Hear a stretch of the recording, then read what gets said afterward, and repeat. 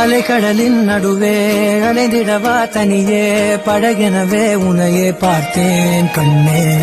புதை மணலில் விழுந்தே புதைந்திடவே இருந்தேன் குறுநகையை எறிந்தே மீட்டா என்னோடும் மண்ணோடும் மாடும் பெரும் மூன்றல் மனதோரம் கண்பட்டு நூல் விட்டு போகும் என ஏதோ பயம் கூடும்.